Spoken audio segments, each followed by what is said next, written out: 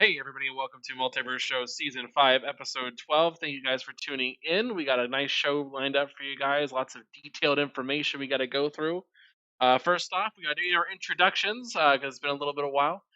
First off, we have the Baron of Britain, the Caesar of Cinema, Mr. James Wilson joining us. Hello, everybody. I am the most tired person that has ever been. Thank you so much to WrestleMania for keeping me up to 4:30 a.m. 2 nights in a row. And now I really want to sleep, but I have films to talk about. And we also have the Don Deletion himself, Mr. Megaphone Mike Peter Truth. Yo, what's going on, everybody? It's Mike. Always great to be back here again on a Monday night for the Multiverse Show. We have a great docket of topics planned for everybody tonight, as usual. So let's get it started. And we have the White Wolf, Mr. Samuel Tolbert, bringing up the rear. How are you doing tonight, sir? I'm doing well. At least games-wise. At least as far as that's concerned. Rough elsewhere, but what can you do, right? Let's get the show on the road. All right. First off, we got to ask the immortal question we ask every single week. What have you guys been playing? James, you've been a busy man. You a chance to play anything at all? I have not had the chance to play any new games, unfortunately. I have bought a new game, but I have not played it yet. I have bought It Takes Two, and I am waiting to find the right person and time to play it. But I'm very, very excited about this. People keep telling me it's really good. So I'm excited to play it. Annoyed I don't have a situation to play Adios. The more and more things I see about it, the more and more I really want to play it. But there you go. But yep, all my stuff is the BAFTAs, and so will come back to that any moment now. Yep. And Mike, what you been playing, sir? So I've been playing some Black Ops Cold War. I've been playing this little party game for the Switch called Night Squad 2. I actually just reviewed it for Level 1 Gaming. That review should be going live any day now, if it's not already. It was a fun little diversion. It's lacking in depth a little bit, but especially when you play it with other people, it could be fun. Also played a little bit of Outriders. I'm enjoying what I played of that so far. It's got really solid gunplay. I'm digging the whole Gears meets Anthem type of vibe that we were going for. So hoping to keep playing that. Other than that, I wasn't on last week, unfortunately. I did see Godzilla King of the Monsters. Godzilla vs Kong, I should say. It was fantastic, easily my favorite film in the MonsterVerse so far. Loved it, loved every second of it, and that's pretty much it. Right. And Sam? Yeah, so in addition to a bit of Outriders, not as much as I would have liked, but I did catch a little bit. Still grinding. It's fun when you can actually get in and you aren't being disconnected. Anyways, I actually am playing Oddworld Soulstorm.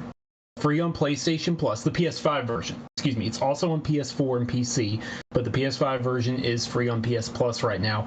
And I'm enjoying it. It's definitely a little roughshod. Like, it is very old school mentality, but it's gorgeous. Like, it is absolutely gorgeous. This is a great looking Unity game. Lots of cool destruction effects.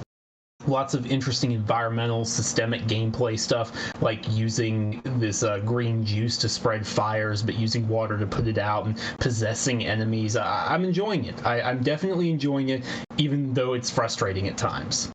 So yeah, Outriders and Oddworld Soulstorm. Right. Awesome. And so for me, I'll bring up the rear here. I've talked about what I've been playing. I actually picked up a couple different things because they had the spring sale going on for Xbox. So I picked up a few things. I've been playing a little bit. I picked up Virginia. I haven't played that one yet. I picked up Crash Bandicoot and Stain Trilogy. I played Enlisted for a little bit. That's now in like an open beta. Pretty fun. I guess the closest I can give it to you is like it's Battlefield, pretty much. It's Battlefield, but like hardcore Battlefield. Like you get shot once, you're dead. Like you gotta be quick. Then the usual Rainbow Six Siege. I started Generation Zero for a little bit. Didn't get super much into it really. Most of my time has been split between Outriders and Valhalla. I've been playing that the most. MLB The Show just started the preload, so I'm gonna give that a shot when that goes live. So here we go, fun stuff. All right, so questions like we normally go into this point here. We normally talk about film corner.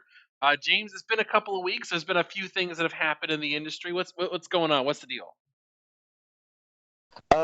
Well, there's been a lot of stuff happening. The news and casting announcements and things like that. The only big piece of news aside from award stuff is, I would say, the Suicide Squad trailer, which So good. looks so much fun. God, that looks like fun. I've never wanted to go back to the cinemas more just to have that with my bucket of fragrant popcorn, a soda on one side, a mate giggling from the other side, and just explosions and jokes. Oh my God, I miss the cinema so much. They open up in a month and 4 days in the UK, and I am so ready to go back. And the Suicide Squad looks super fun as well. They've got Starro. Starro is great. But last night, yeah.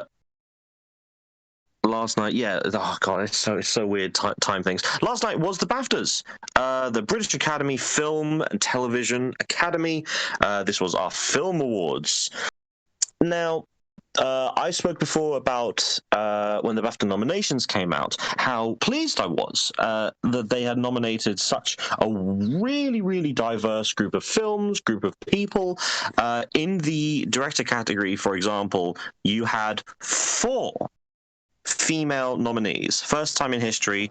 You had Chloe Zhao, who ended up winning for Nomadland, who is now the absolute dead set favorite to win the Academy Award. She'll be the first one of all of the Marvel directors to win an Academy Award. She, of course, is directing Eternals, coming out later this year. The rest of the ceremony went pretty much according to how all the other groups have been going. Soul is picking up awards for animated film and for score. My Octopus Teacher, which is a brilliant documentary on Netflix, I highly recommend that. That picked up another great win. A very, very good thing that doesn't happen often is that a brilliant horror film got a bunch of nominations and won a few things. The film His House. It's a British film about 2 Somali refugees coming to the UK and then being haunted by ghosts in this house that they have been put in. Brilliant to watch. It won Outstanding Debut by a British writer, director, or producer. That's the writer-director Remy Weeks. The female lead in that film was also nominated for Best Actress in a leading role, and the male lead was nominated in Rising Star. What else was the big winners? Nomadland, not only winning Best Director, it won Best Film. Continuing its run, it won the Best Drama at the Golden Globes. It's winning here at the BAFTAs. I think it won at the Producers Guild as well. Don't quote me on that. Promising Young Woman continuing to win many awards for its feature. Its debut feature for the creator Emerald Fennell. It won Best British Film and Best Screenplay.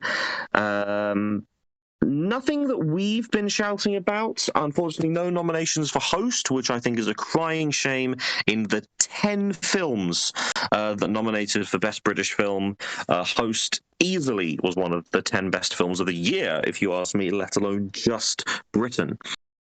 But overall, the BAFTAs, I think, this year have done a great job in highlighting the films that normally don't get this kind of attention, most notably a film called Rocks, which was a debut film for many of the people in the cast and the creative team, and it had the most nominations of any film that wasn't nominated for Best Film. A brilliant film, if you can see it, quite intense, very low stakes, but really, really hard-hitting emotionally. The only real upset was Chadwick Boseman not winning for his performance in Ma Rainey's Black Bottom. Now, there is a lot to say that his awards that he's been getting have been because he very sadly passed away.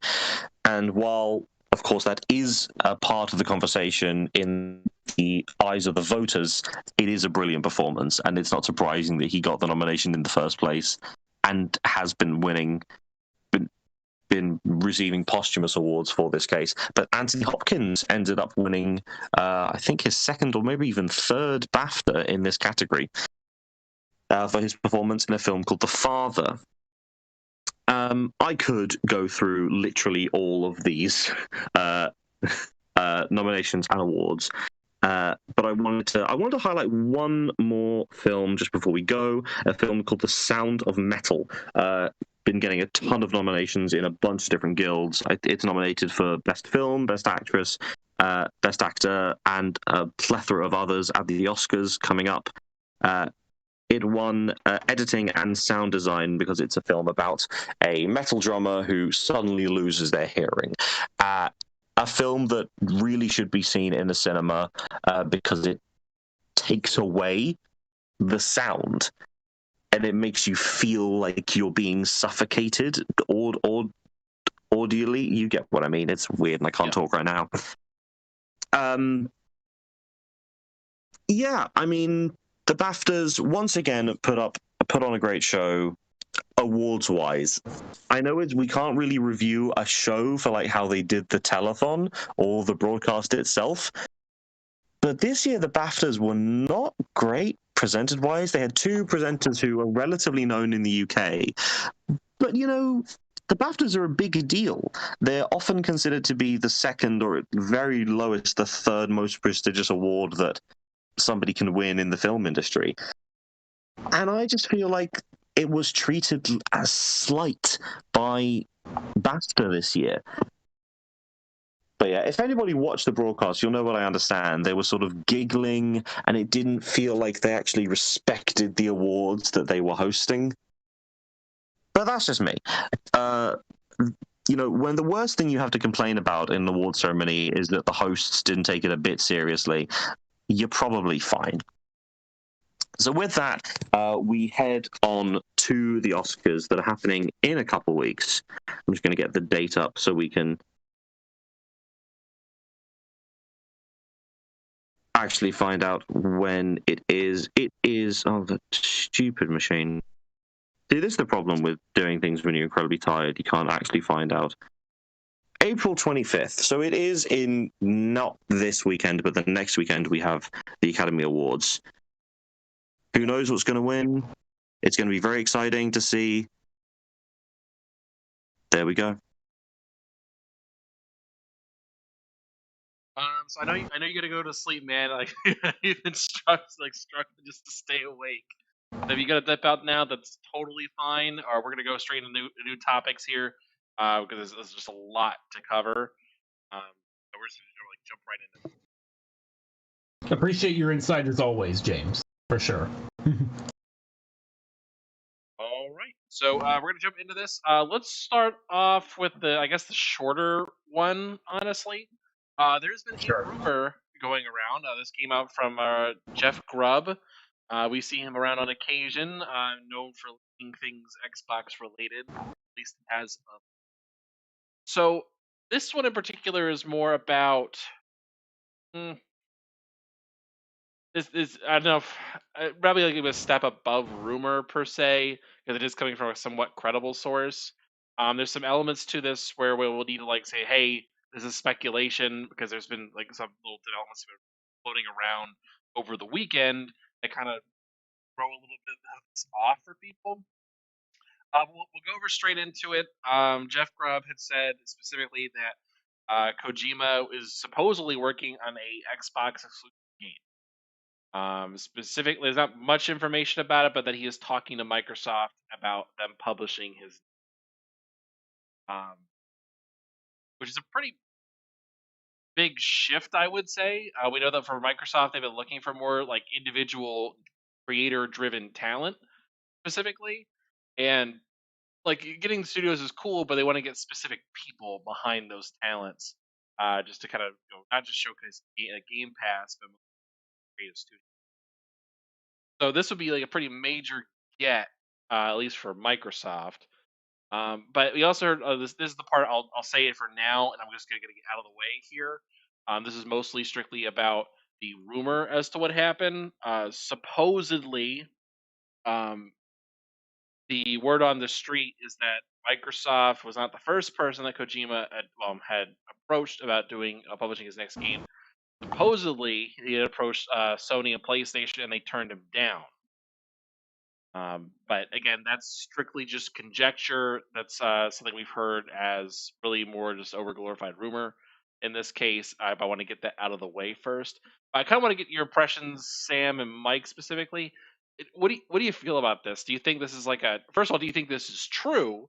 And then, what do you think this would mean, at least in terms of the industry itself? Do you think it's a big deal, little deal, or nothing at all?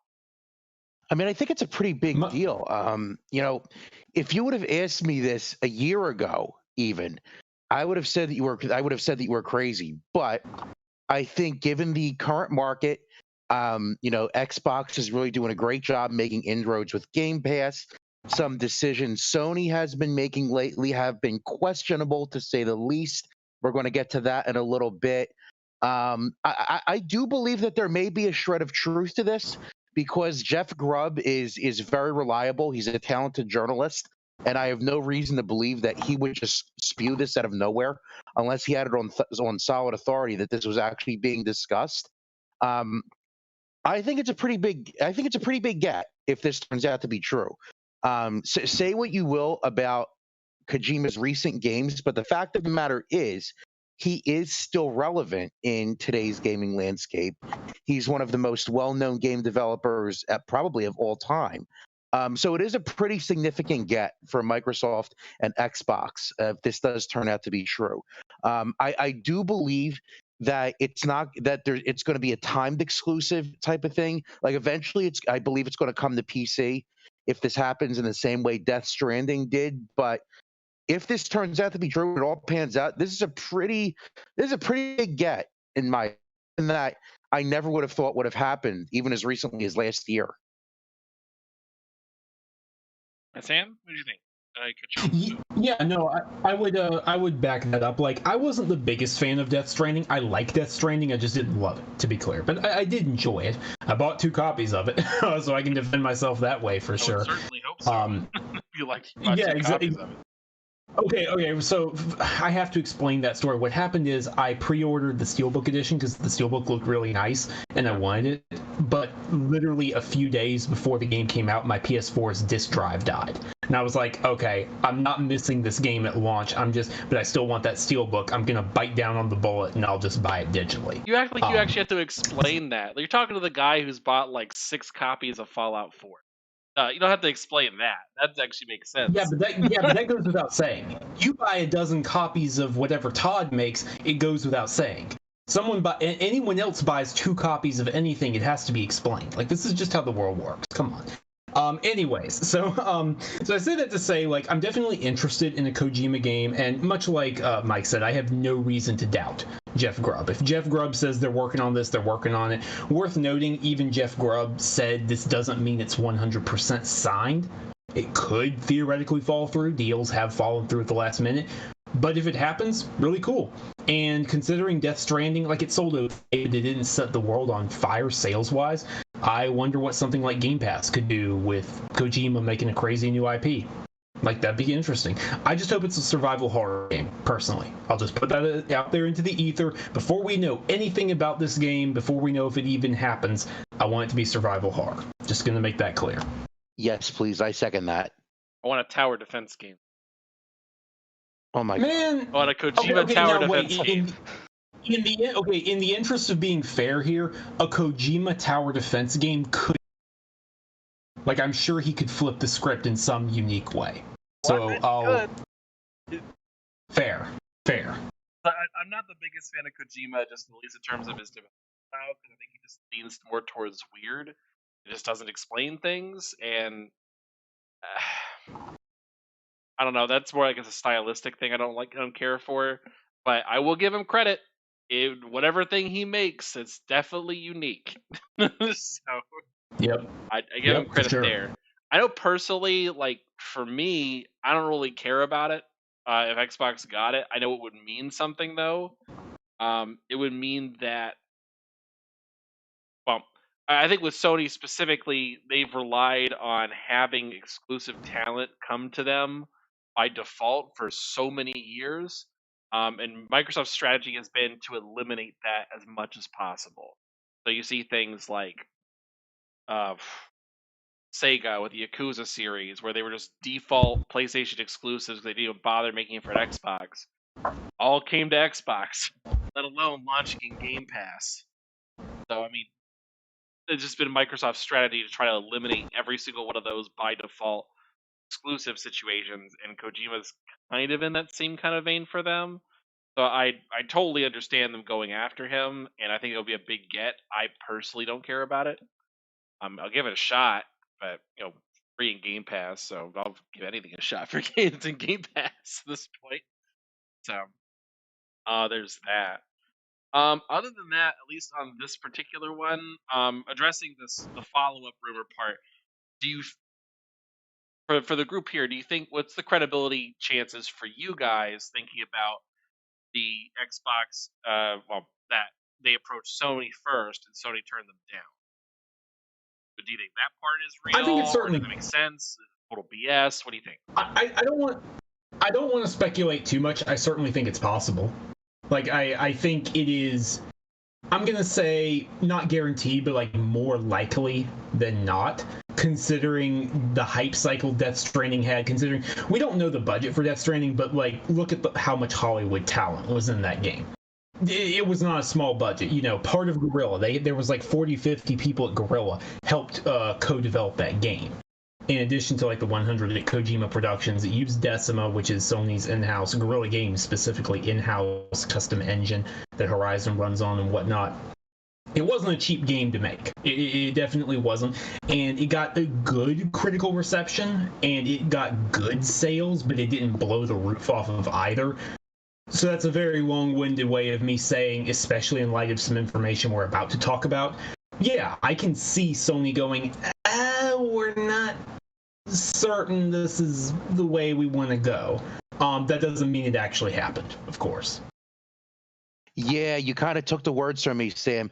Given some of the messaging that Sony's been putting out in recent weeks, I would also say that, I don't want to speculate either, but I think that situation was more likely than not, with Sony turning them down.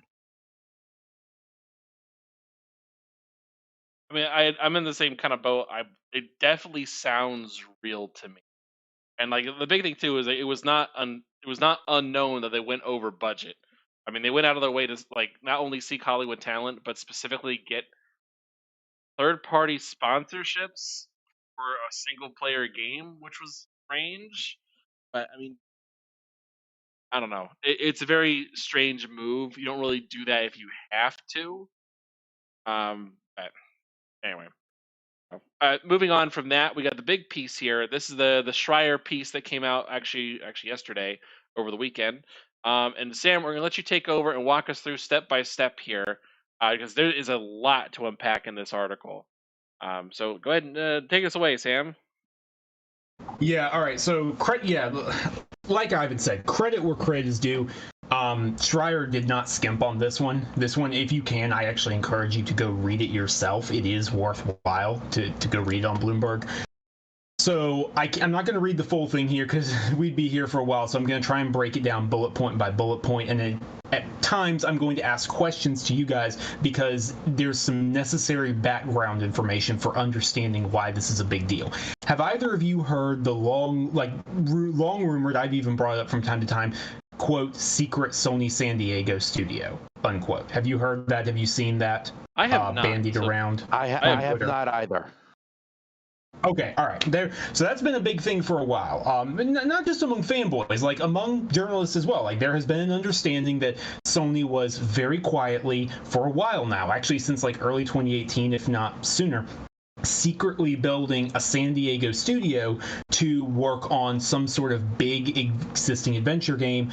The rumor was Uncharted, but we didn't actually know if it was. Like this has been a big thing. Okay, this is not wind, so to speak.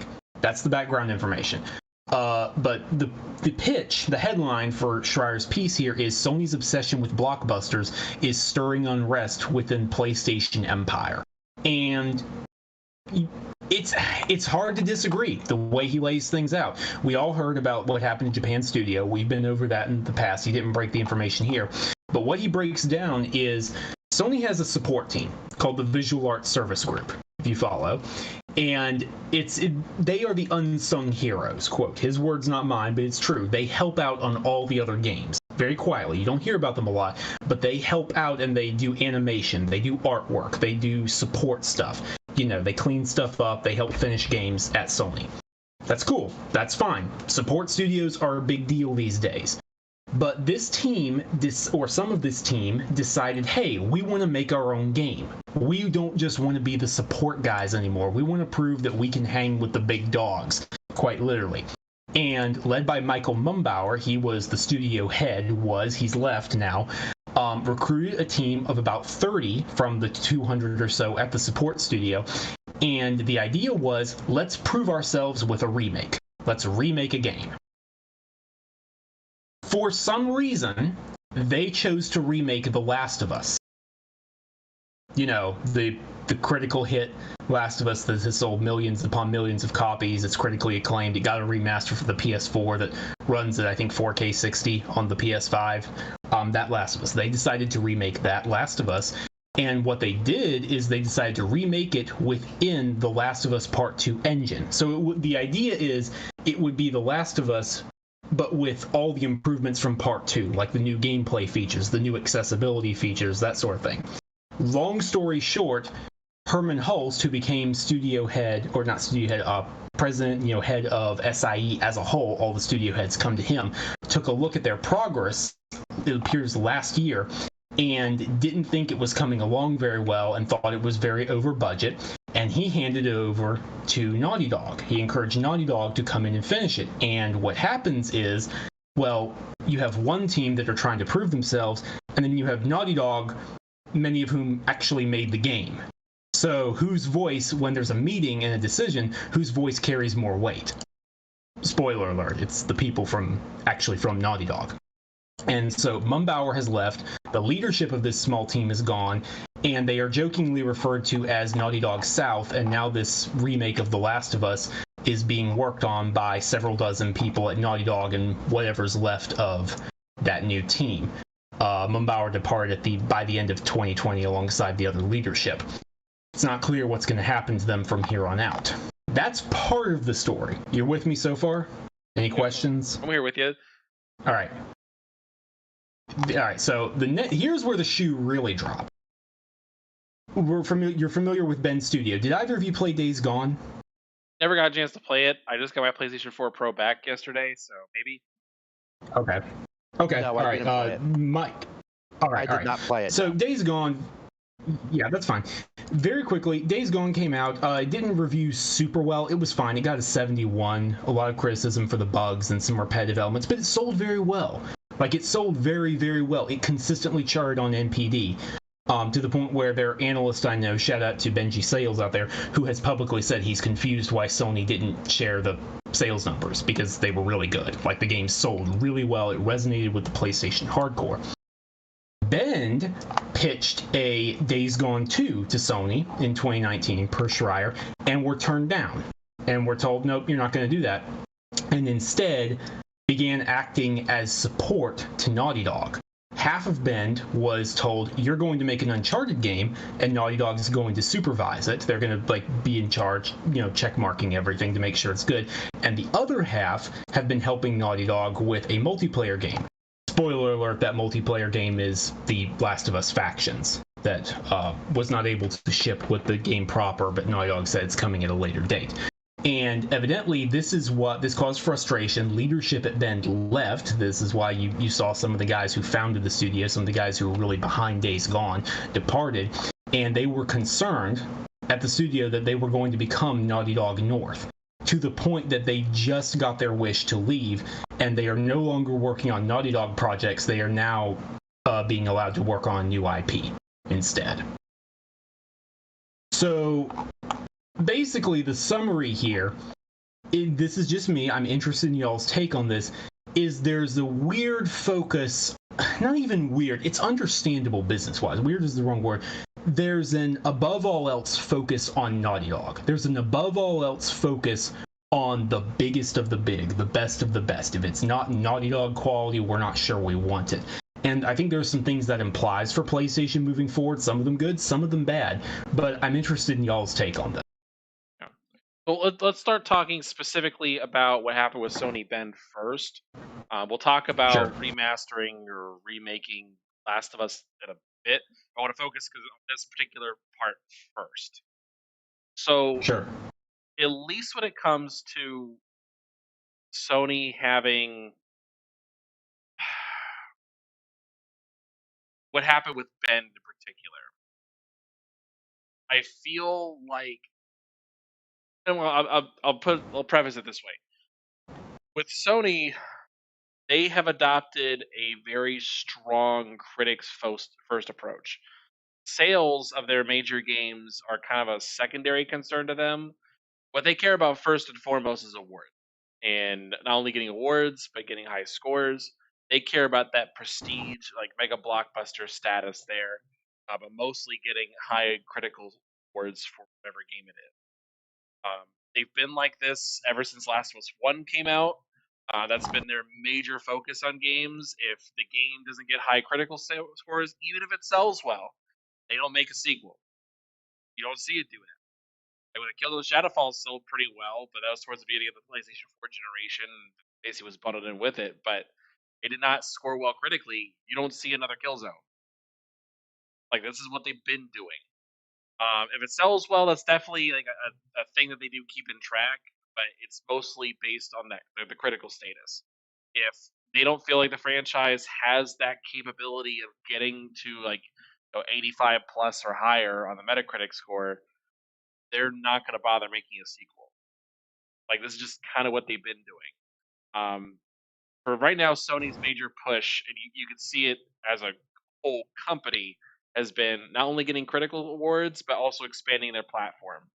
So that's why you don't see them cut things that would be considered failures by other standards. Like you don't see them cut PlayStation Now, you don't see them cut PlayStation VR, you don't see them cut those things because it expands the platform into outside of just regular PlayStation users.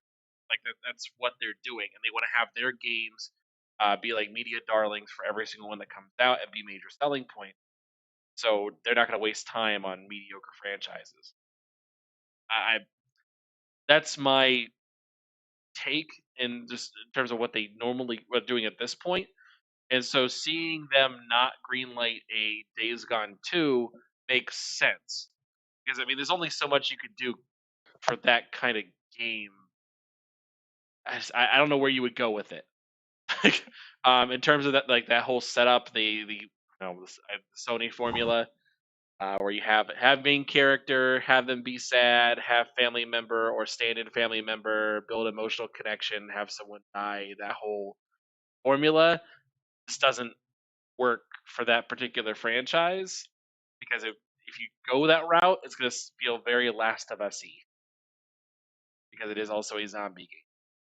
But there's only so much you can do with that, and they're not really giving it a chance to do it because they don't think they have faith in that franchise, even though it actually sold. So at least on the Days Gone 2 portion, I understand what Sony's doing. I don't agree with it, but I understand it. But I'll let you guys take it there. I kind of feel, just to piggyback off of this with the Ben situation, and I guess this kind of feeds into the Last of Us remake situation too.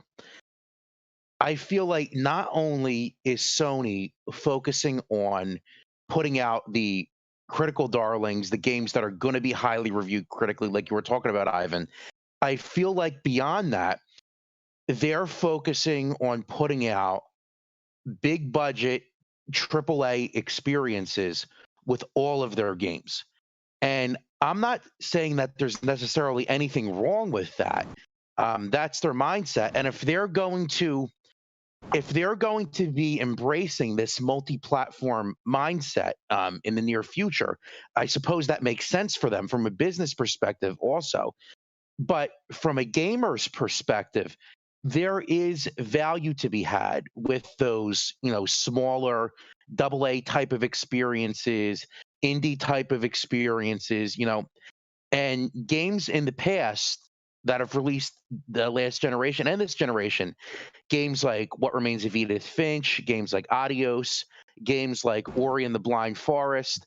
Those games show you that you could have games that are critically successful and not have that type of budget. So I understand it from a business standpoint, the focus on these big budget, story driven AAA experiences. But as a gamer, you kind of reach a point where you're looking at these games that are coming out and they become formulaic because they're all kind of following the same template. So I personally I can understand both sides of it. It's a smidge of disappointment there, in my opinion. Mhm. Yeah, that's fair. Ivan, do you want to say anything else, or you mind giving my take? Oh, go ahead. Go right ahead. Yeah, so about Ben specifically, I guess the thing for me that's disappointing, because I am one of those people that wanted Days Gone too. I complained a lot about it. I had a lot of issues with it, but it was one of those situations where clearly we could have a much better game. I actually very strongly disagree with Ivan on this part. Like, there's a lot you could improve. The main reason it didn't score well is because of the technical issues. That was the biggest reason by far. It's like, so if you made a PS5 exclusive sequel, imagine hordes that are like 10 times the size, or massive complex fights, or crazy stuff like that. Like, there's a lot you could do to open the world up, or even co-op, like bring in co-op, have a friend to help you out, and that sort of thing. And the complex physics and whatnot could be handled by the advanced CPU in the PS5 as opposed to what's on the PS4. So I don't know. If you look at past franchises, there's a lot of big franchises out there that wouldn't be if we had just, the first game didn't quite hit where we wanted, so that's that. Look at Assassin's Creed. Assassin's Creed, like, the first game was received okay. It was liked, it sold good, but it didn't set the world on fire, but Ubisoft took a chance.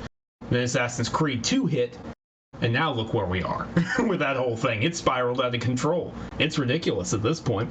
And there's other examples like that. Uncharted reviewed a lot better, I grant you that. Uncharted got like an 87 or an 88 on Metacritic, but still, the first Uncharted wasn't this phenomenon. That happened with Uncharted 2. That's when the franchise went, yo, this is crazy. This is the reason you own a PS3, no question. So if you're just kneecapping Days Gone like that, I don't know. I worry about that. A new IP is inherently riskier.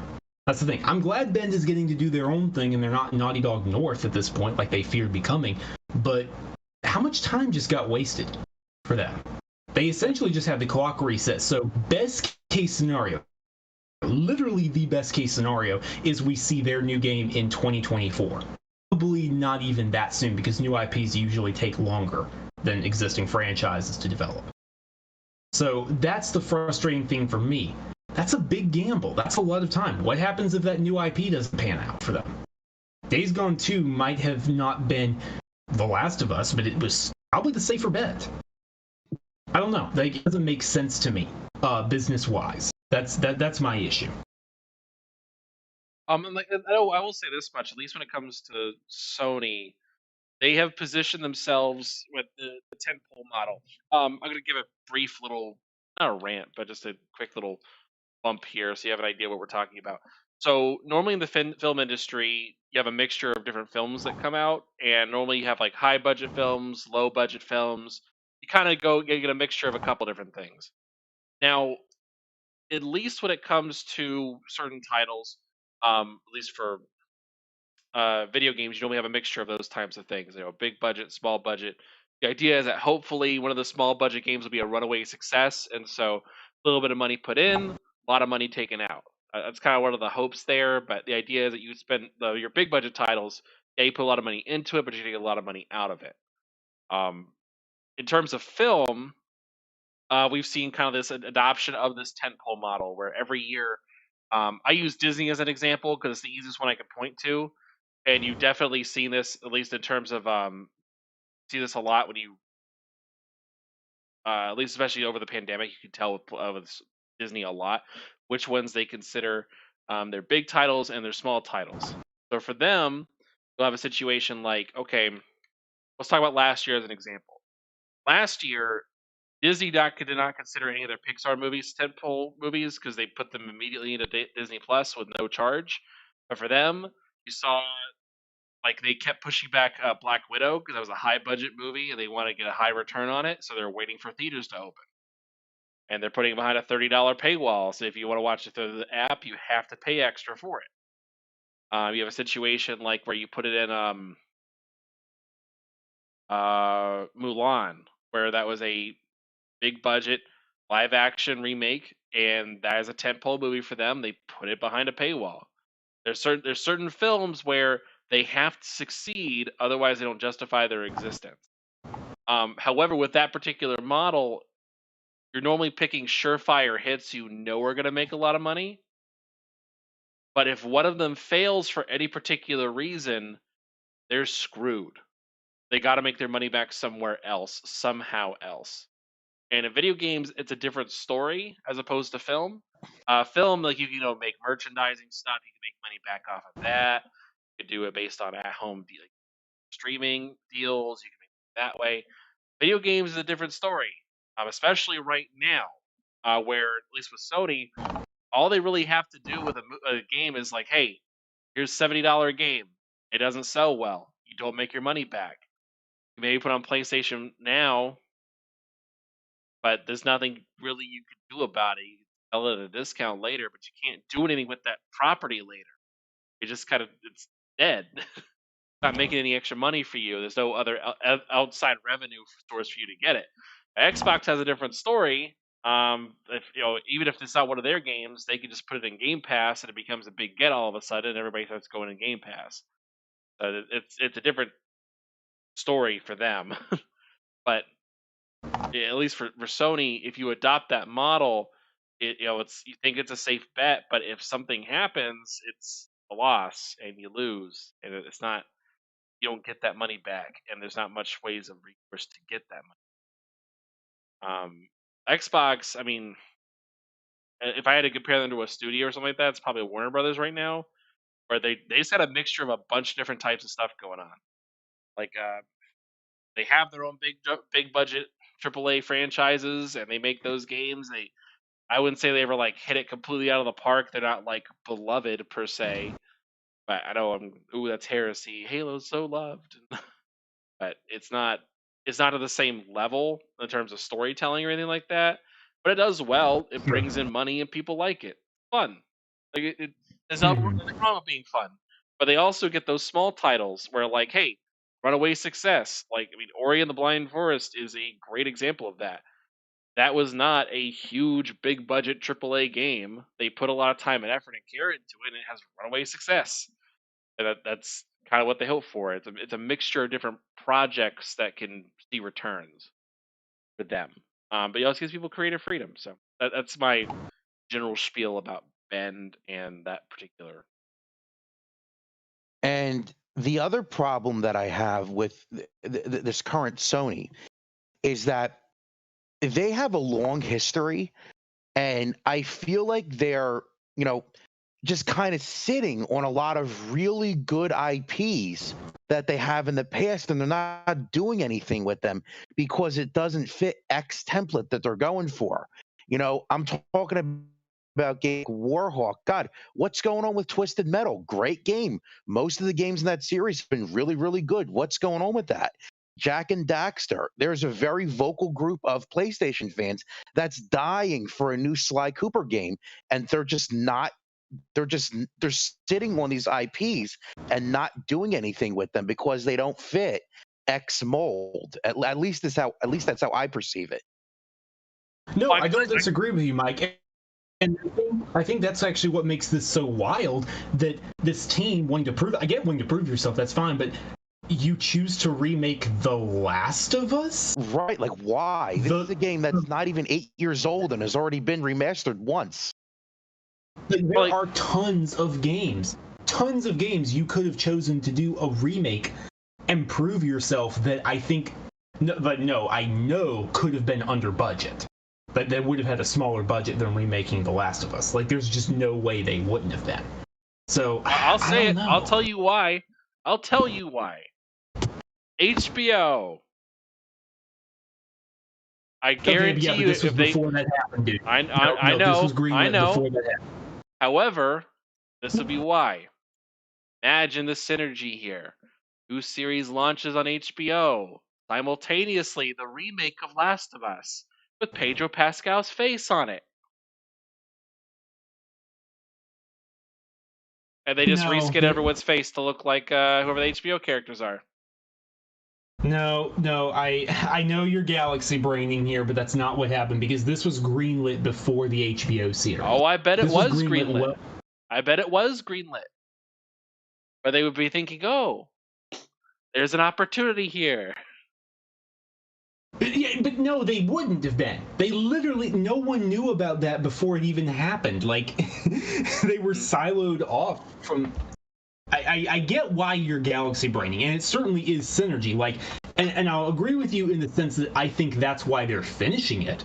I think they're letting Naughty Dog take it over and finish this project because, oh yeah, people are going to watch the HBO show and then they'll want to play a PS5 version of this.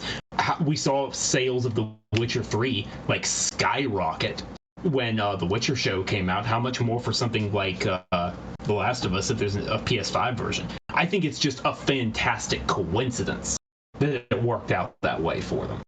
Yep. Hey, you believe what you believe, and I'll believe what I believe. I think they've been working on this for a while. I don't believe them. They've known about this for a while. Oh my god. Oh my god. So yeah, I mean, I don't know if anyone else has any other takeaways. I'm assuming at this point this team is just going to disappear. Here's my question. Do you guys think this Uncharted game is still in development, like that Naughty Dog took that over fully, or do you think that's just gone away? Because Schreier clarified on Twitter, because it wasn't clear from his post, he clarified on Twitter that he doesn't know what's going on with that. He just knows that a new Uncharted game as opposed to a remake. Yes, this was the Uncharted game that half of Bend was going to make with Naughty Dog supervising them. But they've been taken off of it because the new leadership said, yo, we really don't want to do this. We're not comfortable with it. Yeah. Reportedly. So I do you got no think idea. Naughty Dog has now taken that Uncharted game over? Like, if you had to bet, if you had to bet, what would you say? Well, my question is, what's Naughty Dog working on now? Like, as their main project? Last of Us is done. The only thing that they're working on is maybe Factions. Well, and the remake. Yeah. So, I mean, like, the remake itself, I mean, I can't imagine that's a whole team. Like, everybody's working on that one particular thing. I have a hard time believing that. But, like, my question is, like, what's their next Yeah, it sounds like it's project? a few. I don't think they would go straight into Last of Us 3 as their next project, but I could see them doing Uncharted again, and spoiler alert for Uncharted 4 playing as Nathan Drake's daughter. I could see them doing that. Yeah. But other than that, I would love to see them make a new IP. But Yeah, I'm in the similar boat. I want to see Naughty Dog tackle a new IP, whether it's fantasy, steampunk, cyberpunk, Anything. sci-fi, like whatever. I don't, literally anything. And that doesn't mean I don't want to see more Uncharted in the future, or like even more Last of Us necessarily, under a certain context in the future. It just means that, like, yo, you've been doing those two for a while now. Give it, and it sounds like your next two games, even if it's a multiplayer game and a remake, your next two games are going to be Last of Us games. Let's take a break from it. Let's do something else for a bit. Yeah, and I don't like seeing them, you know, for lack of a better word, typecast as like, oh, they're just the Uncharted and Last of Us studio. I would like to see them do the new IP too, because I think they're more than capable of it. I kind of have the same criticism to a lesser extent with some of the Xbox studios. Like, who says that Coalition just has to be the Gears studio? You know what I mean? I would like to see them try some different Coalition stuff also. says that.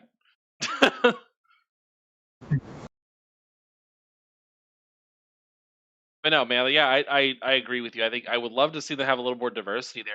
We got to answer your question about why that they're only doing this. About why Like, oh, why don't they do anything with Sly Cooper or anything like that? Oh, I can tell you why. Probably embarrassment over what happened with Crash Bandicoot and Spyro, where like they sold off their IPs, and Activision hoarded them out to the lowest bidder and say, "We'll make anything you want, anybody, anywhere. We don't care." I just don't. For them, I can't. I don't know, man. I can't really. I can't see them selling off IPs, especially in this particular world. IP is king. Like, there's always a demand for things of different IP. Like, I can't in good conscience like just believe that like, oh yeah, let's sell off our IP if like everything's got a chance to be successful. Everything does.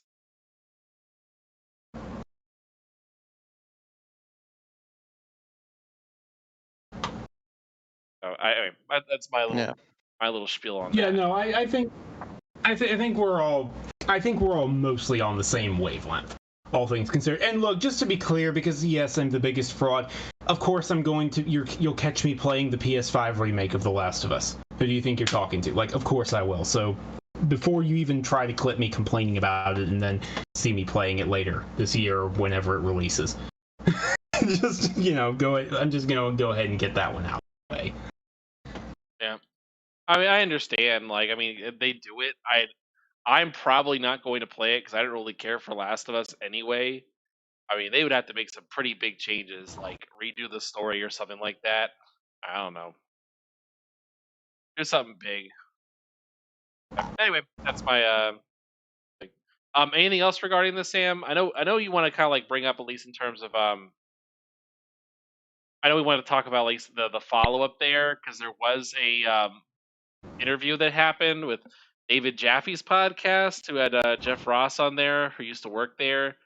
I do want to bring that up because there was a lot of people confused about that.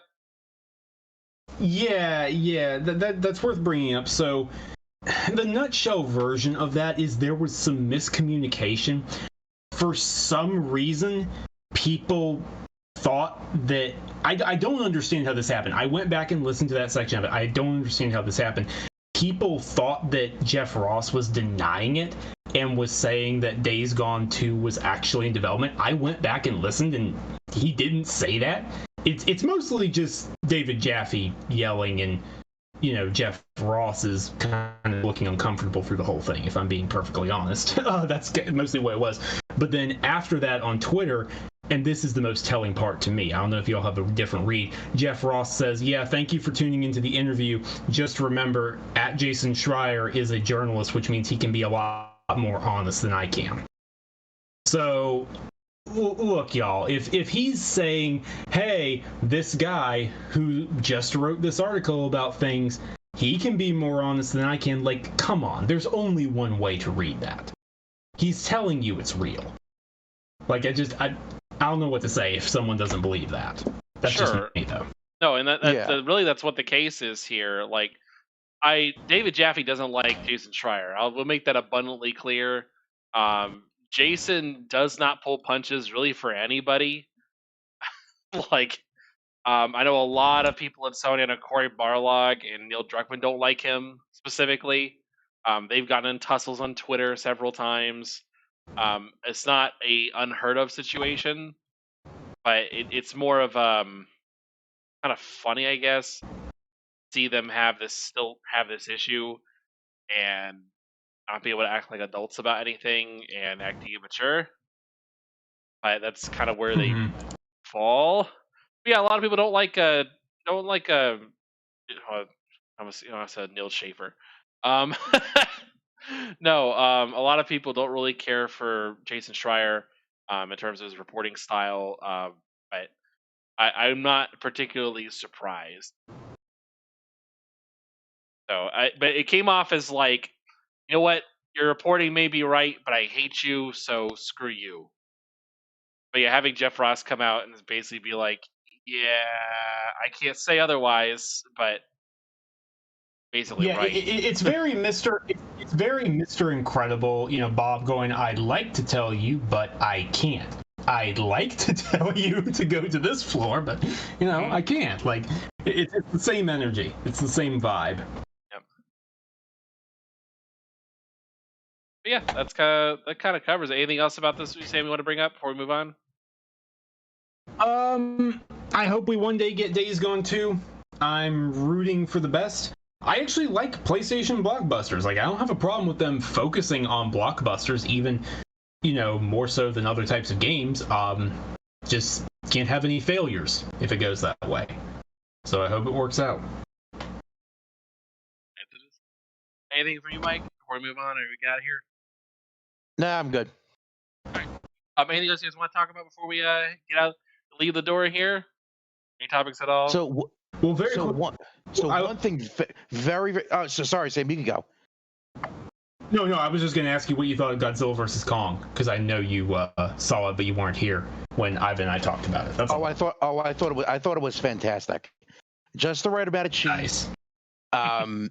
I think the kaiju battles were the most well done in the Monsterverse so far. I really liked that they kind of set up like this rock, paper, scissors dynamic that I thought was very interesting between the three of them. And there were some scenes where the cinematography and the way that the scenes were shot were just really friggin' cool at some points. Like the one scene where Kong is up on the building and Godzilla's on the ground, crawling around on all fours like he's a crocodile or something. I thought that was really cool. And there were a lot of scenes like that in the movie. I thought it was fantastic. I thought it easily exceeded King of the Monsters, and I enjoyed that. Yeah. I watched Nice. King of the Monsters beforehand. I had a hard time watching that. I don't know. I was bored. My issue is that they always choose to make monsters fight and be shown in the worst possible conditions. Where like, oh, that looks cool, but at the same time, it's like I don't want to see this. I want to see them fight during the day, where it's clear. That's what I want to see. And like Godzilla versus Kong, they're fighting in the middle of a storm. They're fighting during a blizzard. They show off Mothra and they're like behind a waterfall. And I'm like, look, I just want to see him. Exactly. Killing me King of the here. Monsters, the way I describe it is King of the Monsters has the highest highs, but also the lowest lows. Yeah. Yes. Like basically every human scene is so boring. But anyway. But yeah, Godzilla versus Kong. Like normally I would complain about like the end fight scene where they're in Hong Kong. It's at night, but it's clear. There's neon. It looks cool. Like yeah, fun. But yeah, I liked that a lot. It was a lot of fun. What we got? Well, we got Mortal Kombat coming out this month. Is that dropping very again? soon. I'm definitely going to be watching it. Definitely will watch that. 23rd, I believe? It's the 16th, isn't it? Or 16th? Oh, no, that's right. It got pushed back. It got pushed back. It was the 16th, and it got pushed back a week. That's correct. Yep. All right, not bad, not bad. All right, that'll be fun. We should watch that and do the show afterwards. So. Yeah, for sure. So not for next week's show, but like 2 weeks out from now, we'll be able to talk about that. Yeah.